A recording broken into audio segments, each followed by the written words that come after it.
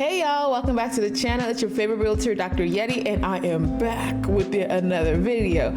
So today I'm going to be reacting to Minority Mindsets video by Jaspreet Singh about if Trump does this, the housing market can flip. Now, here's the thing, right? Before I get into it, I saw another video by him. I saw this video. I was going to react to it a while ago, okay? And then he came up with another video, and I'm like, I need to react to this one. So I'm going to be most likely posting 2 videos today. However, if you see me wearing the same shirt, no, you didn't, mind your business, okay? But yes, let's go ahead and react to this video.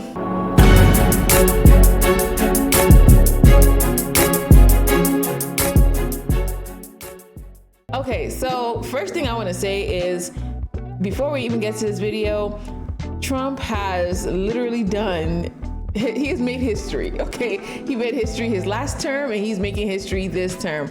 Let me show y'all what I'm talking about. Let me pull up some statistics, okay? If y'all see this, okay, these are all the government shutdowns, right? Starting with 1980, 1 day. 1981, 4 days. 84, 1 day. The most, right, was 1995 to 1996, 21 days. And then Trump got into office and he got it as far as 35 days. And now we are ongoing. Now it says 39 days. If we go to the official government website, they have a whole count up, I guess, of how many days we've been on shutdown, and it's 38 days. 38 days, 18 hours, 49 minutes, and 25 seconds. Yo, this shutdown, we're making history. This may or may not be good for people. Listen, I have my own personal opinions about why this shutdown is happening. I can't really say why for sure, but I have my ideas as to what it is leading to. So, you know, it's very interesting to see the times that we're in, you know, considering the fact that so many people are, you know, not able to afford just regular living, and to see that the government is being shut down. It's like they're playing with people's lives. But anyway, y'all, let's get to the video, and let me stop yapping, okay? President Trump just announced the most aggressive housing market intervention since 2008, with the goal to make housing more affordable again. These proposals include cutting funding for housing subsidies, creating programs to boost housing construction, and potentially even declaring a national housing market emergency. The goal is to make housing more affordable. But of course, it comes with a risk that maybe it can make housing even more expensive. So if you own a house, or if you're thinking about buying a house, make sure you watch this video until the end to get an understanding of what's happening and what might be happening. The United States of America is facing a housing market affordability problem. And the best way to understand what's going on is to understand how the housing market has shifted over the last 50 years. So let's start by taking a look at household income from 1975 to 2015 to 2025, and we can compare that to the cost of owning a house. The median household income in 1975 was about $12,000 a year. By 2015, it jumped up to $56,000, and in 2025, it's expected to be around $85,000, rounding up. Now let's compare that to the cost of housing, because in 1975, the median house in America was selling for $38,000, which means it was about 3 times the median household income. By 2015, the median house in America was selling for $290,000, which meant it was about 5.3 times the median household income to purchase that median house. And at the time I'm recording this video in 2025, the median house in America is selling for around $410,000, which is approximately 4.8. Now, I will ask you this though. Do you guys truly believe that the median household income is $85K? Now, I'm not really sure about the median. I am familiar with the average household income, which is about 65K. But if the median is $85K, do you guys think that the home prices, you know, the price of the homes are in alignment with the income or the median income of people? Like, do you think it makes sense? And because one of the reasons why people don't use average income is because average can be skewed, right? Some people may be making $10,000 a year, and then some people may be making $1 million a year. And then if you average it out, it's going to be a completely skewed number. So they usually use the median number because the median kind of I don't know, kind of highlights most people's income, but I don't know. Let me know what you guys think. Do you think that this 85K sounds right? The 410K for the median household home prices, that makes sense. 410. You can find properties for 200 and up here in Georgia, but 410 seems about average. Times the median household income, which has people scratching their heads. Wait, this looks like housing is more affordable in 2025 than 2015, but it definitely does not feel that way, and that's because you have to take it one layer deeper. In 1975, if you bought this $38,000 house and you got a mortgage, you'd be paying 9% a year on your mortgage, and your monthly mortgage payment will be $245 a month, which means that your mortgage payment will be about 24% of your household income. In 2015, keep in mind, most likely these numbers do not include taxes and insurance. So this is just principal and interest. So where you live also matters as well, not just the price of the home. If you bought this $290,000 house, you can get a 30-year fixed rate mortgage for a little bit under 4% a year, which means your monthly mortgage payment would have been $1,240 a month, which is again about 24% of your monthly household income. And by the way, these are pre-tax numbers. And now here we are in 2025. If you want to buy the $410,000 house, you might be paying 6.5% on your 30-year fixed rate mortgage, which means your monthly cost on this house is now going to be $2,500 a month. And this is now about 36% of your monthly household income pre-tax. I want to help you master AI content creation this weekend. Let me mute this. My question is then, did he say this that this includes is where the affordable interest? Because that's $2,500 a month, which is 36% of income. Let me go back and see what the numbers are looking like, because something doesn't add up.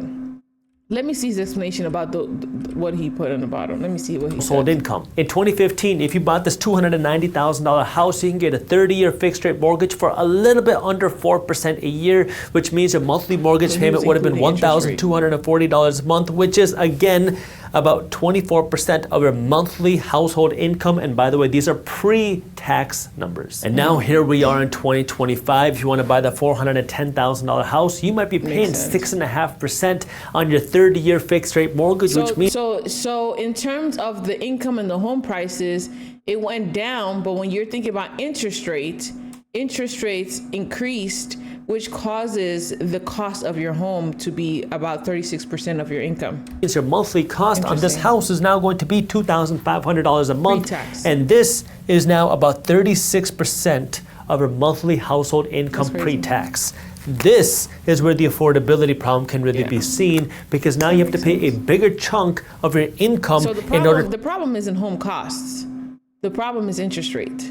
To pay for that same house. Now, as somebody who's just a random guy on YouTube, I can tell you that if you want to make housing more affordable, there's really only a few things that you can mess with. Number one is housing prices. Number two are mortgage rates. And number three are incomes.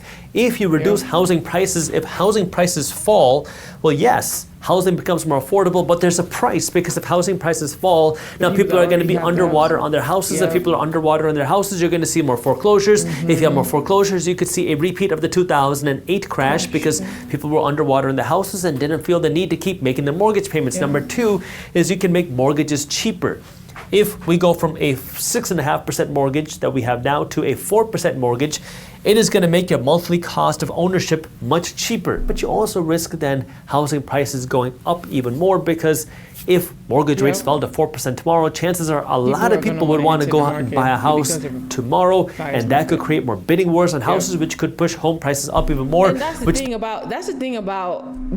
about the market. It's so people are like, I'm waiting for the interest rates to go down. Listen, by the time interest rates go down, home prices are about to start going up. Why? So many people are entering into the housing market that you have a lot more competition. Now you have a lot more buyers in the market. You're not the only one thinking, oh, I'm going to buy a house when the interest rates go down. You're not the only one. So other people are going to be thinking that as well. So therefore, you're going to see a flood of buyers entering the market because the interest rates are down. And if the home prices stay the same, of course, more people are going to enter into the market, but then there's a lot more competition, and then it becomes a seller's market, and then the sellers can increase their prices, and now there's going to be bidding wars. So then makes housing less affordable. And then option number 3 is incomes could go up. Because if incomes go up and housing costs stay the same. How do you make income go up? That's the thing. Now housing starts to become more affordable. Yeah. This is that dilemma that's going on in the housing market right now, where there's no clear path to make housing more affordable, but the Trump administration has 5 proposals that they're working on to try to make housing more affordable for the American people. So let's break that down. And this is where I want to remind you, it is very important for you to be financially savvy and be an investor, that we can capitalize on any changes that happen in the economy. And for those of you that are investors or want to become investors, I have a new free investing masterclass for that.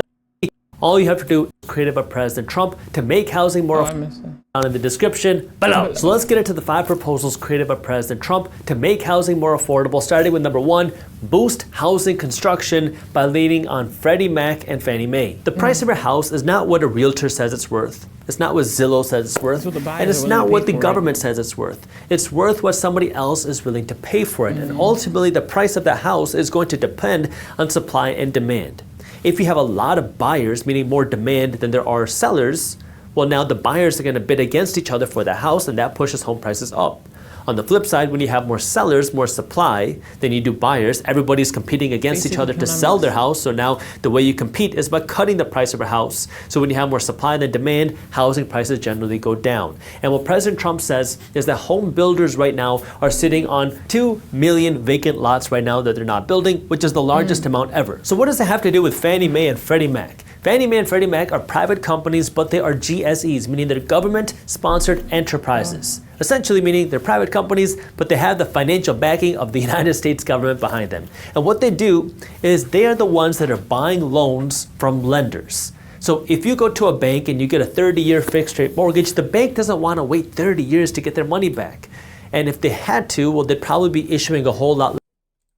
And if the bank was the one that was liable for the loans, or you paying or not paying, they'd probably be a lot more strict on who they issue loans to.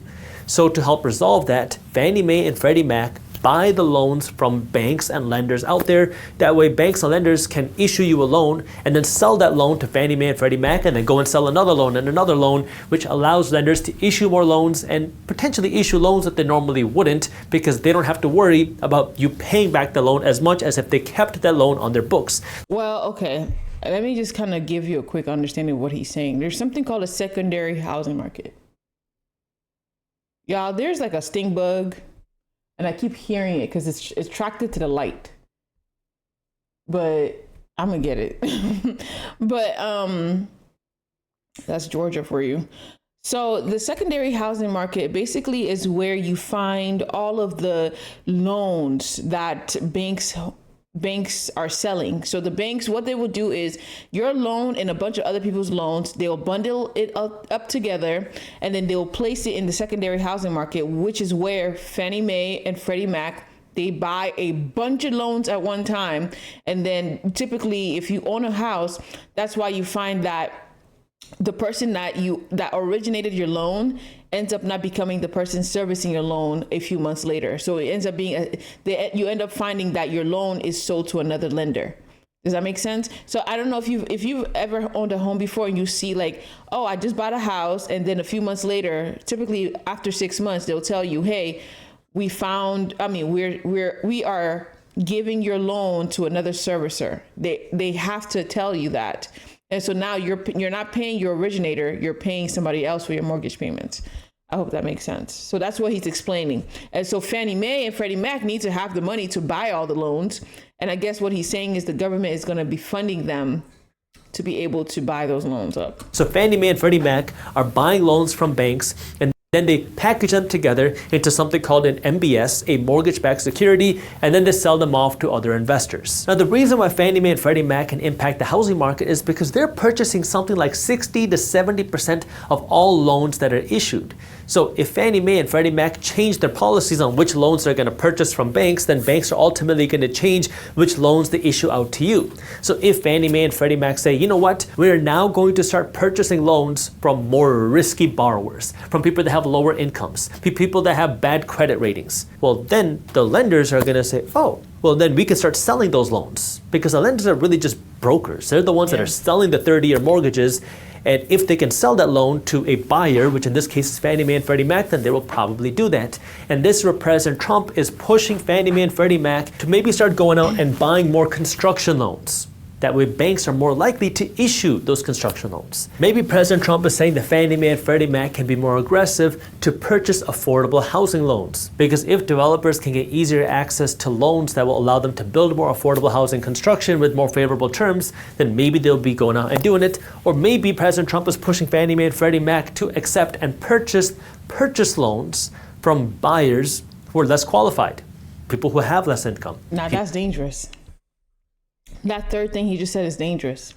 Accepting loans from less qualified people. I just recently heard that they're lowering the credit score limit for conventional loans. And this just kind of brings back the idea of 2008 housing crash. People have to understand that if the lender is telling you that they're not willing to borrow you money and give you money, it may be upsetting. It may not be great. It may not feel good. However, they're protecting themselves. You think that they don't really care, and no offense, like it's not that they don't really care about you as a person. They more so care about their investment. And if they think that you are a risky investment, you have to tell yourself, okay, well, if they think I'm a risky investment, that must mean that I may not be able to pay this loan in the long term. Because they did their math and they said, because they want to make as much money as possible. If they could, they would give you that loan. But what they're saying is, if I give you this loan, you're probably not going to be able to pay for the mortgage payment. And so you have to ask yourself, ideally, I want to buy a house. If they're telling me that I'm a risky buyer, maybe I am a risky buyer. What can I do to be a less risky buyer? Well, I need to meet the standards. I need to fix my credit, because a lot of times they're not just looking at your credit score. They're looking at your debt to income ratio. If your debt to income ratio is high, you probably wouldn't want to reduce that so that you can be able to comfortably afford buying a house. It's not like they don't want you to buy a house. It's not like they have these limits to punish people. These limits are there for a reason, because these are bankers. Like, they want to make as much money as they can. And they want to make sure that the person that they're giving this money to is going to be able to pay them back. So if you may believe in your heart of hearts that, hey, how dare they? I am capable of paying this off. But at the same time, well, if you're capable of paying it off, you should be trying to do things to lower your debt to income ratio, to build your credit. Right? Like, do things for yourself to prove to yourself, not to the bank, but to yourself that, hey, you know what? Like, I'm going to do the things that are necessary so that I can prove that I'm going to be able to afford the monthly payments on this house. So don't think about it like they're punishing you. They have these restrictions for a reason. Now, what happened in the 2008 crash is that all of these things happened, and basically, okay, they accepted, lower qualifications. They reduced their qualifications for getting a loan. And because of that, the crash happened, because all these people they were not qualified for a loan, and they were getting adjustable rate mortgages. And then when the ARM matured, the adjustable rate mortgage matured, then all these people were not able to afford it, because they just accepted any and everybody to become homeowners. So I'm saying all this to say, I'm not saying that it's a bad thing. It could be a good thing if you're strategic about it, but you have to be wise. Okay, they're reducing the qualification, the requirements, the restrictions, but that doesn't mean that you shouldn't do your own due diligence to make sure that you yourself personally should be buying a house. But with worse credit scores, because if those people can qualify for a mortgage easier, and banks are willing to lend those loans because Fannie Mae and Freddie Mac are going to buy them, well, that can also impact demand, because then the people that would normally not be able to purchase a house, well, now suddenly can qualify. Could this help the housing market? Yes, it could help increase Good point. It would increase more people to be able to qualify for it, but then that will lead to more people entering into the housing market, and the more people enter into the housing market, the higher the prices are going to be, because remember, it's going to end up flipping into a seller's market. that home prices are going to start going up because there's a lot more buyers in the market. So I don't know if we're talking about affordability. We're not talking about qualifications. So I don't personally think that they should reduce the requirements. We're not, the issue is not qualifications. If you are not able to afford buying a house right now, if they say, oh, you know, the debt to income ratio used to be 36%, but now we're going to increase it to 50%. That is not reducing affordability. That's just giving more access to people. More access does not equal affordability. So them reducing the requirements is not going to reduce the home prices. The main thing we should be focusing on is reducing home prices, reducing interest rate, and increasing income.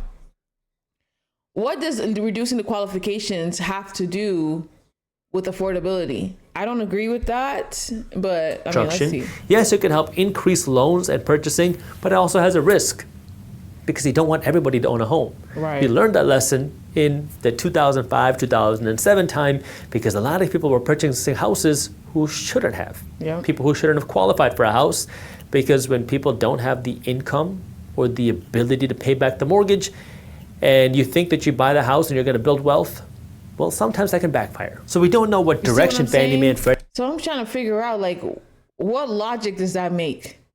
What logic is it for Fannie Mae and Freddie Mac to be able to do that by lowering the requirements? I don't get it. I don't understand it. It doesn't make any sense to me, but moving on. Freddie Mac are going to go, but we know that there's pressure by the White House to encourage Fannie Mae and Freddie Mac to potentially be more aggressive in which loans that they're. ChatGPT, can I make money on Airbnb with $0? No.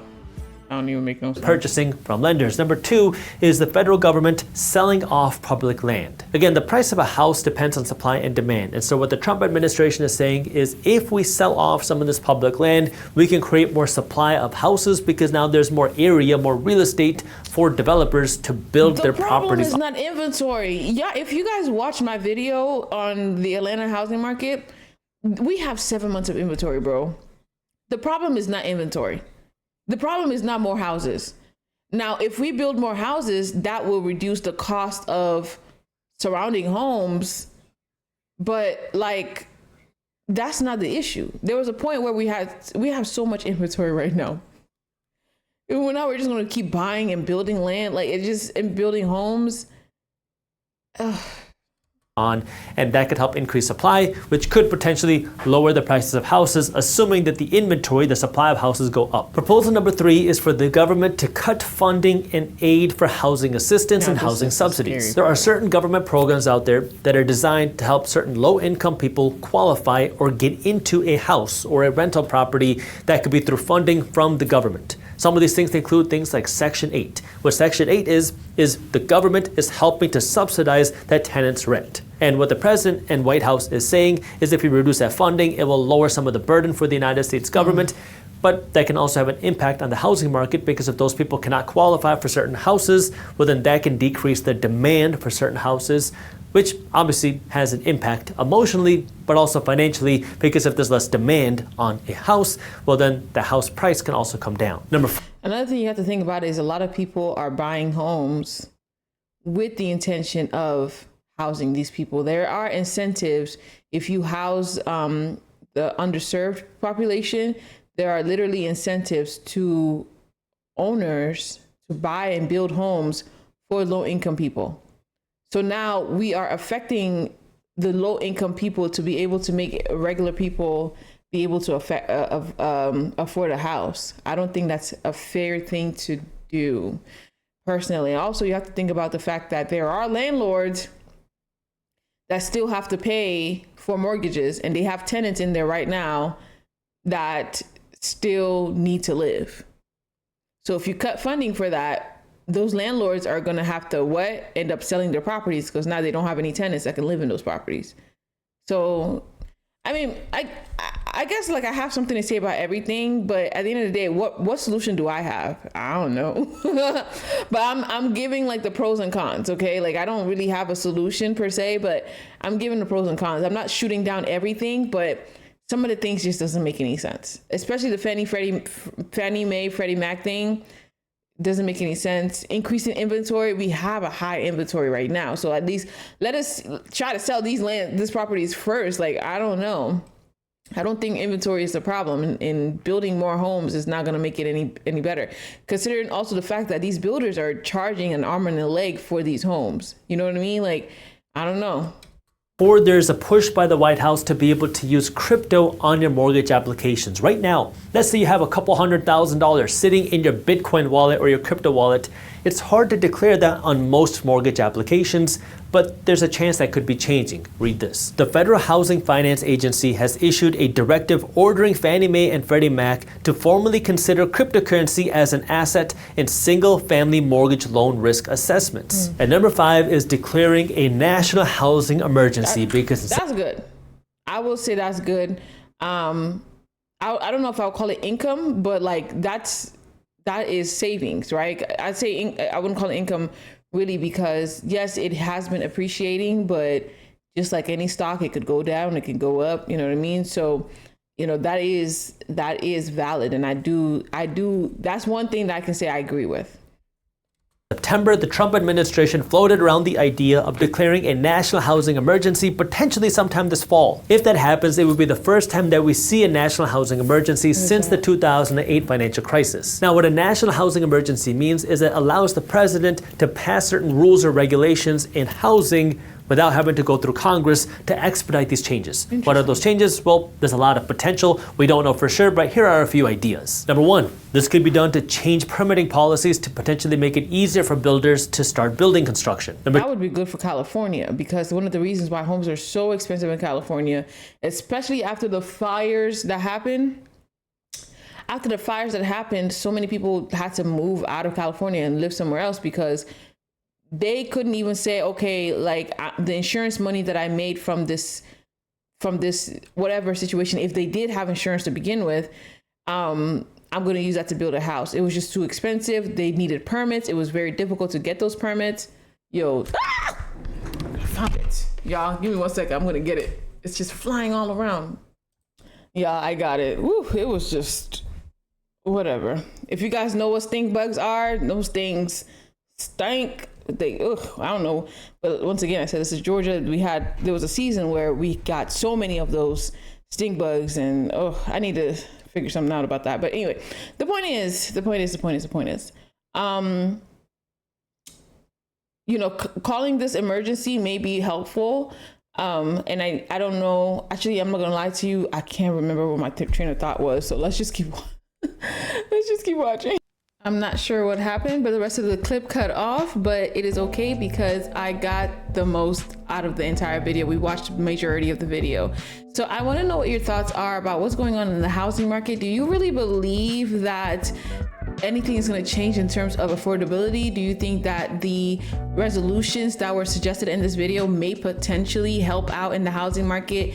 What are your thoughts? Do you think you can afford to buy a house right now? And, you know, is it worth it to even buy a house right now? Let me know your thoughts in the comments. And once again, listen, you've made it this far. Come on. Come on.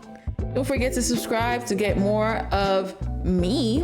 And don't forget to like this video, share it with whoever you think may benefit from it. And I really genuinely want to hear your thoughts. I read all of them. I look forward to seeing you guys in the next video. Bye.